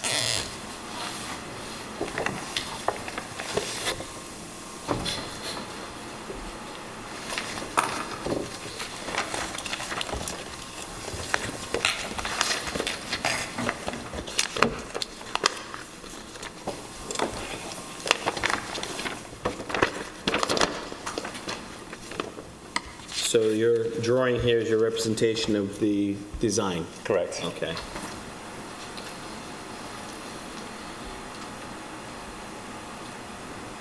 It's kind of widened out there, so could you explain to us the distance, the style So, itself? yes, it's I believe, 13 feet across. It's the back driveway for an unusual property. Just the main property is accessed from 60 Halsey Street, and this is Fordham on the back. It's an accessory driveway. It doesn't get a lot of traffic, and the clients are looking to get some sort of simple gates to keep their kids off the road and generally just enclose the property when they need to. Okay. 6 foot, 8 foot pillars, 6 foot height gate. Opening is? Actually, I think the gate's close to 4'6". 4 foot, okay. Yes, correct. See that? 4.6. And, if you can. Of course, yeah. And face it that way if you would. How is that? Good? Yes. The pillar here. Great. That's the height of the fence. Oh, I see. See? But it doesn't look proportional. This is So they're just three horizontal rails. Yeah, just a simple post and rail And gate. it's all very open traditional. space being... Yeah, all open. like a farm gate. As far as, in terms of transparency, I have no issue. In terms of design, I have no issue. Spacing is fine. I think it's just a common fence. You guys have any comments? Yeah, no, in fact, Any issues? it matches a fence across Exactly. Fordham Road. Exactly. And It the gives other- it a farm style, which Yeah, I'm yeah. very much in No, favor it's of. good. Any public comment on the application? Motion to approve? I make a motion that we approve the application of Andrew and Whitney Mogavero on Horsey Street. I second the motion. Gates. All in favor? Aye. Good luck. Thank you. Our next application is William and Alyssa Goldstein on Johnny Lane.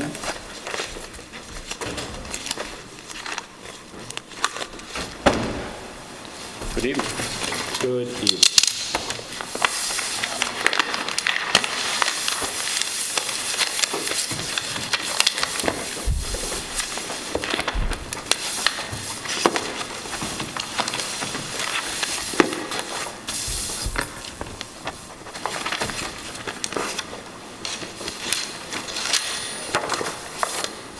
For the applicant, John David Rose, architect, located at 596 Hampton Road. I have affidavits of mailings, affidavits of postings.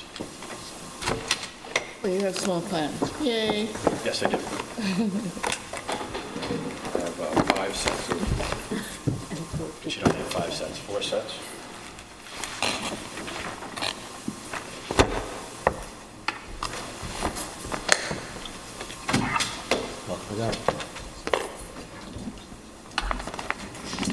Yeah.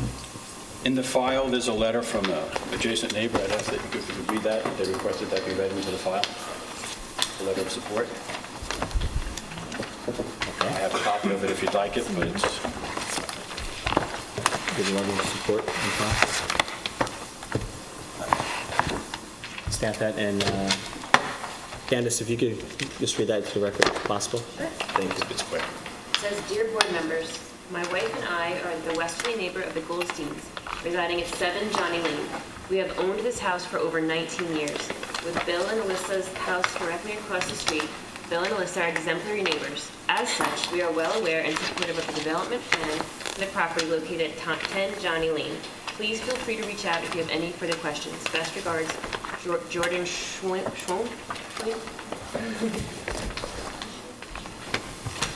Thank you very much. Thank you. I see a site plan. Site plan. Pardon? Site plan.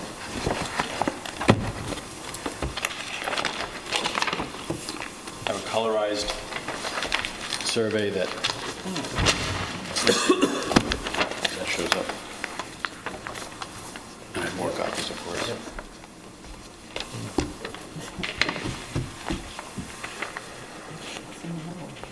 This is the same one that they have. Yeah. My only question was the street-facing garage, but I don't see any way possible you could swing in there. I'm sorry, I missed the first part of it. I said my only challenge was the street-facing garage, but there's really no way, there's no way even setting that back any further. There's no way of shifting that in any manner that... As you know, whenever you have a corner lot, it's a challenge. Yeah. So it's tough because you have to provide the adequate parking and the turning radiuses. So the goal was to pull it back off the street as much as you can. It doesn't meet as a primary part of the house. It's detached. It's kind of quiet. And blocked from, you'll notice that just to the south of that is a large hedge on the adjacent property. And quite frankly, when you approach from that side, you don't even notice it. The one-story accessory structure, you won't even see it. Yeah. If I could just briefly, and I'll make it quick. It's not in the historic district. It's not a contributing building, obviously. It's in an R20 zone. The lot area is 25,186 square feet, or just over a half acre. Allowable lot coverage is 5,026 square feet. We're proposing to do 4,960. In your file should be color photographs. Have all that. Showing the adjacent properties. Gives you an idea of the streetscape, and as you know the area very well, there's some small homes, some big homes, bigger homes. This is kind of in between all those. The house is built, we think, somewhere around the 60s. It's a ranch house, single story. This is a really important point. This is not a spec house. This is a home for Mr. and Mrs. Goldstein and their family forever. You hear that all the time.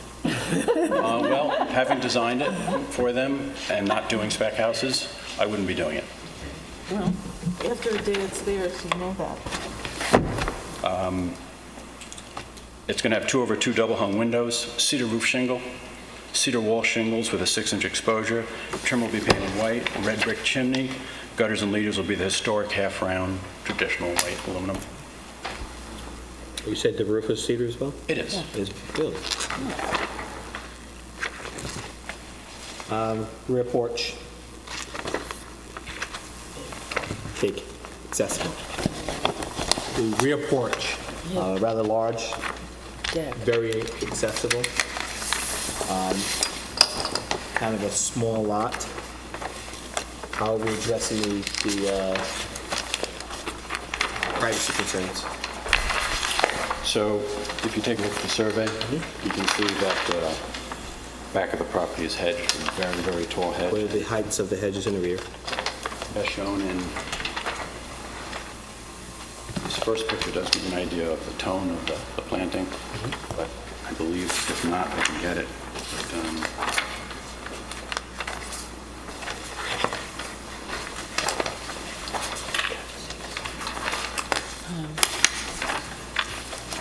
Site plan.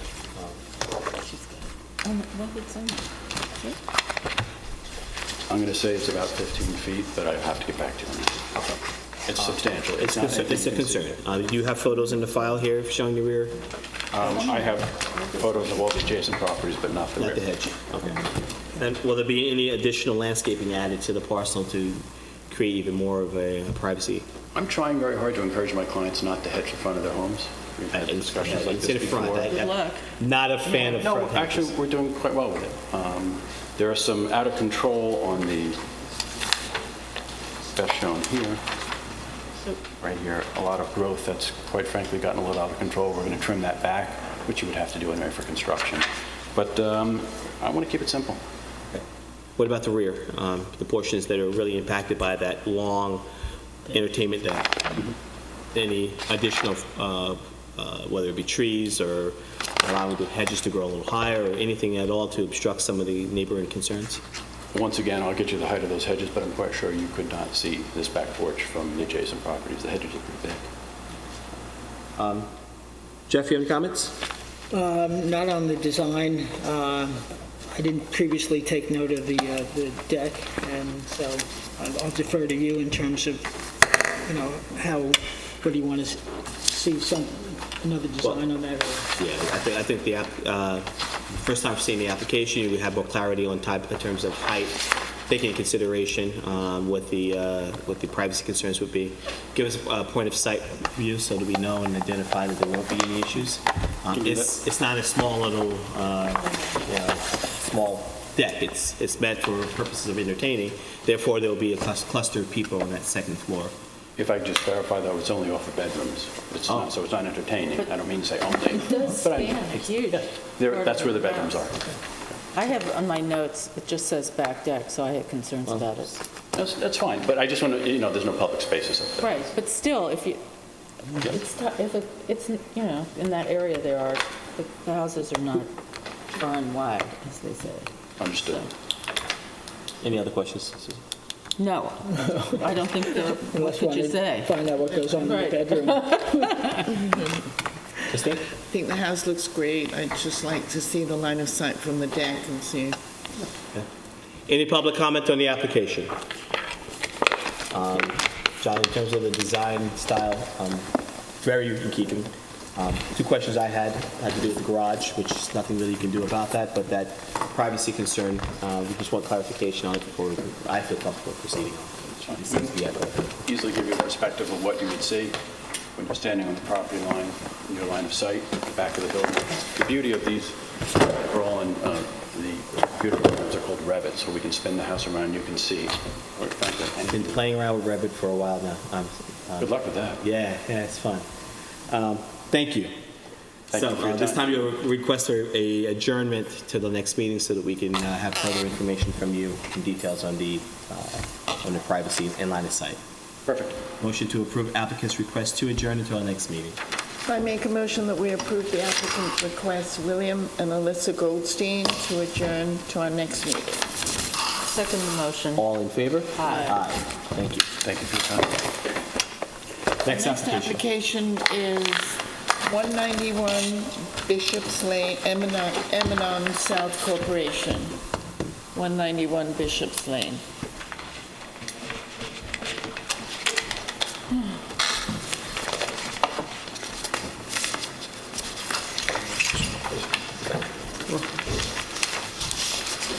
Animal hospital, right? Just the Kind of real, I saw the it end of an era. getting torn down the other.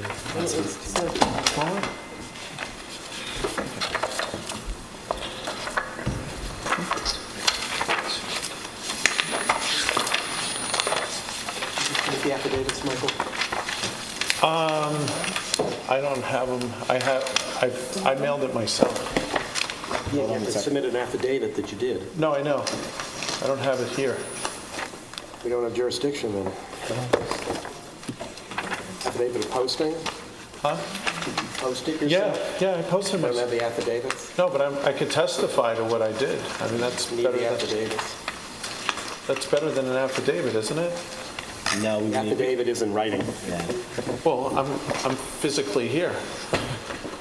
Yeah, it's part of the process in also a written, we need to see evidence and a certification that posting and mailing was delivered. So we don't have that in file right now. We don't have jurisdiction to review the application. Sorry. I mean, when you go to court, you being there physically and testifying under oath, isn't that better than having an affidavit? You can't even bring it up. I know, but I'm telling you. The code says you need an affidavit. So we'll come back again? Yeah. Okay. Yeah, it was posted. All right. What do we do? Yeah, we don't have jurisdiction to review the application. So Can I have those back? Check in with Diane on that, Michael. they've been stamped in, so they're part of the file. Oh, okay. But you're going to be making changes? You're going to be making changes? No.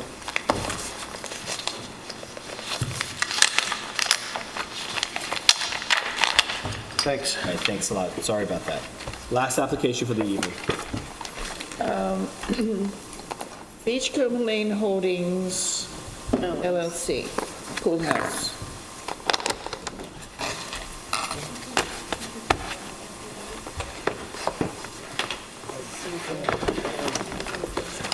Good evening. Tom Lawrence from Bulgin and Associates for the applicant. Could you hold on one second? If you could do us a favor, and if you can discuss that outside, it's kind of hard hearing the applicant. Thank you. See. With apologies to the last applicant, I have affidavits of mailing and posting. Thank you.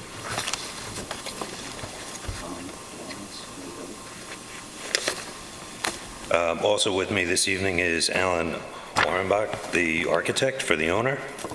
I do have copies, should the board wish, of the plans and photographs. So you have smaller renderings for us to review? Yes. They match exactly what's currently in file that we've already reviewed? They do indeed. They're just smaller renderings, correct? 11 by 17s. Thank you.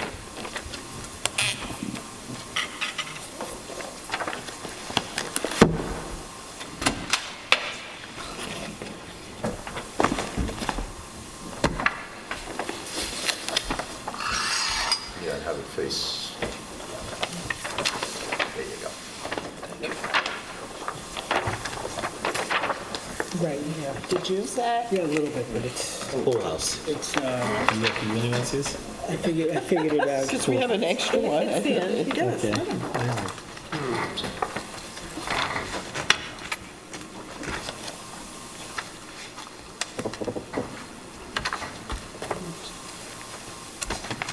Proceed. I think the application is relatively self-explanatory. We're going to, or we propose to remove and replace an existing pool structure, or pool house structure, with a considerably better design. Okay, what's shown on the screen there is not the elevation. You want to turn to the actual elevation that shows the pool house proposed? The proposed? Yes. So that we can receive a report not only for the file, but those that are watching.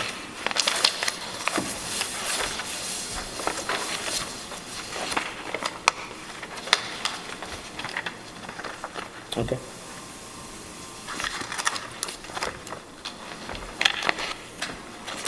We should note that the proposed structure will literally be not visible from either the private lane or, we believe, from any ground elevation on any adjoining properties.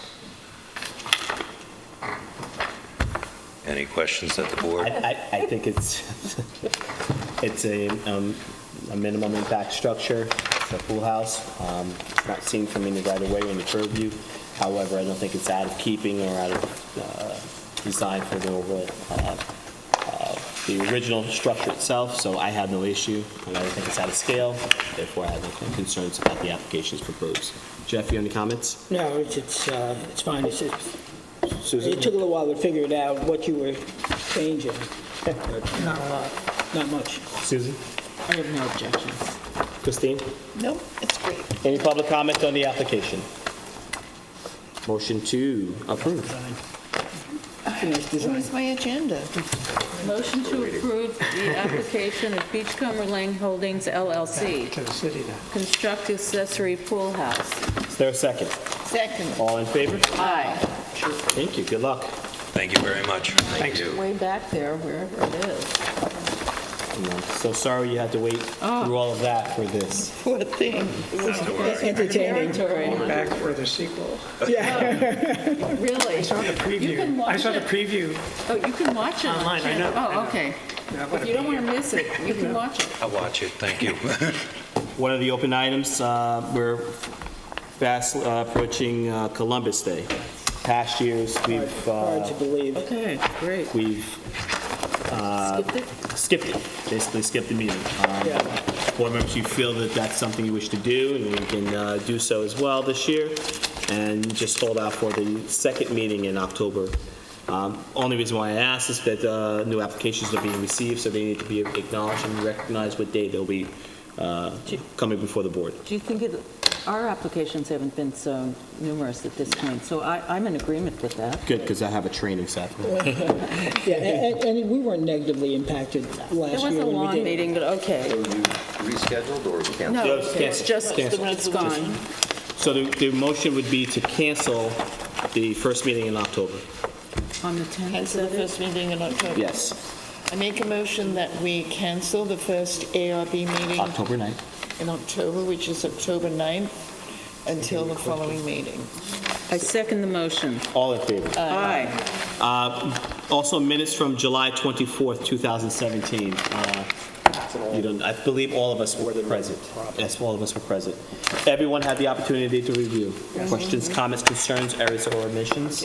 Motion to approve July 24th meeting. Make a motion that we approve the minutes of our meeting from July 24th, 2017. I second the motion. All in favor? Aye. And motion to close this evening's meeting. I make a motion that we close this meeting of the Board of Architectural Review and Historic Preservation on August 14th, 2017. I second the motion. All in favor? Aye. Good night. Sorry, 9.